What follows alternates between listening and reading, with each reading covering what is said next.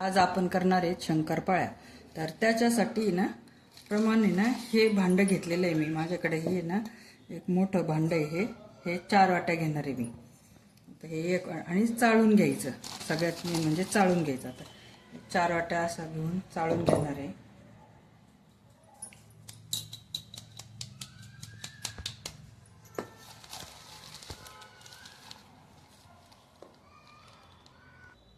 आता हे 4 वाट्या मैदा चाळून घेतलेला आहे. त्याच्यासाठी आता चवीनुसार मीठ थोडंसं टाकायचं. आणि ना बेकिंग पावडर टाकायची. बेकिंग पावडरने इतक्या खुसखुशीत आणि छान होतात ना, एकदम असं मस्त. 1 चमचा बेकिंग पावडर टाकायची, खूप छान होतात. दरवेळेस टाकते ना, इतका सुंदर शंकरपाळ्या होतात ना.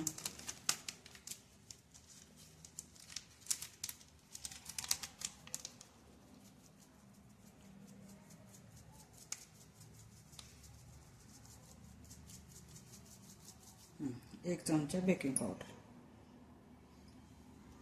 आणि हे 4 वाट्या मैदा घेतला ना, 1 वाटी पिठी साखर.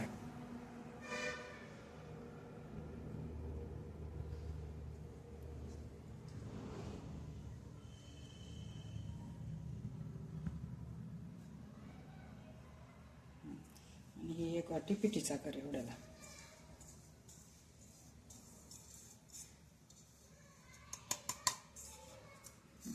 आणि एवढंच वाटी थोडंसं कमी तूप गरम करून घ्यायचं. आता आहे ना, ते बेकिंग पावडर, मीठ, पिठी साखर आणि हे मैदा चांगलं मिक्स करून घेतलं ना, असं एक मध्ये होल केलं. याच्यात आहे ना तेवढंच 1 वाटी तूप टाकायचं. थोडंसं कमी घेतलेलं आहे. आणि जास्त लय गरम नाही करायचं आणि हे पण नाही असं.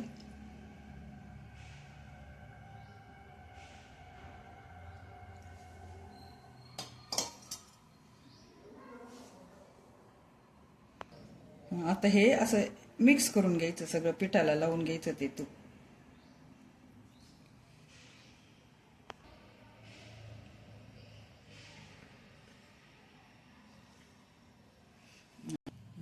आता हे दोन्ही हाताने असं ना हलकं करून घ्यायचं.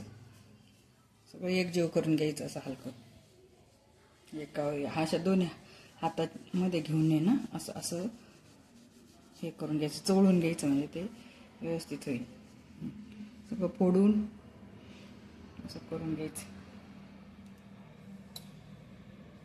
आता हे सगळं एकदम मिक्स करून घेतलं सगळं. ह्याची अशी मूठ झाली पाहिजे. अशी मूठ होती. मग आता त्याच्यात थोडंसं पाणी टाकून हळूहळू मळून घ्यायचं. आता थोडं थोडं अंदाजाने टाकायचं. पाणी काही जास्त लागणार नाही, कारण तूप पण ते नाही ना.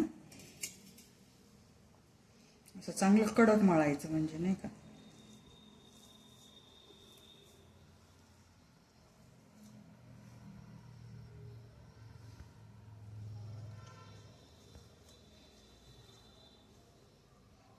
आता चांगलं असं असं मळायचं कडक. आणि ह्याच्यावर आता हे झाकून 10 ते 15 मिनिटं ठेवायचं आणि मग कापून फ्राय करायचं, तळायचं.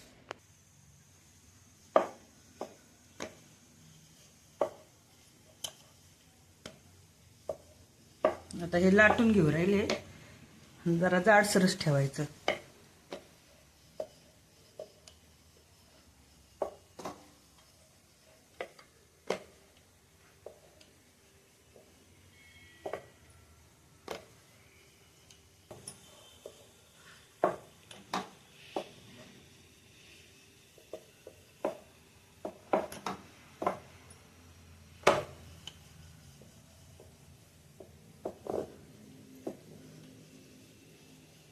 आता हे कट करून घ्यायचा.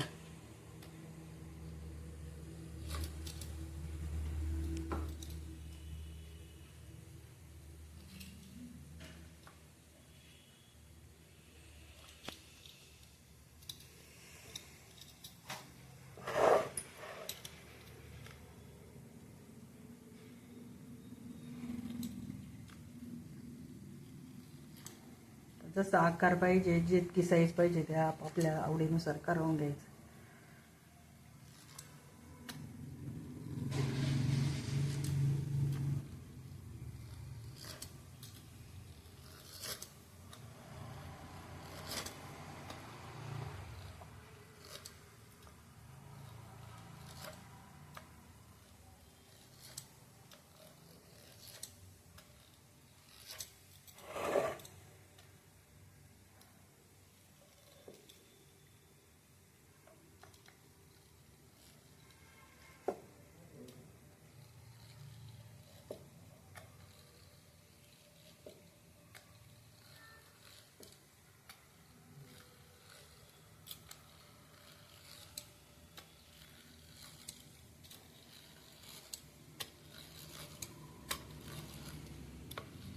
आता हे त्याला टाकून घ्यायचं असं. मोबाईल धर. आता आहे ना हे टाकलेलं आहे.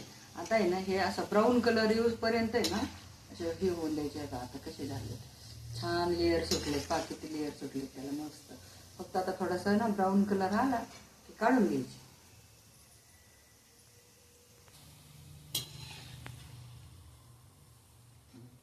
असे झाले ना ब्राऊन, आता काढून घ्यायचे.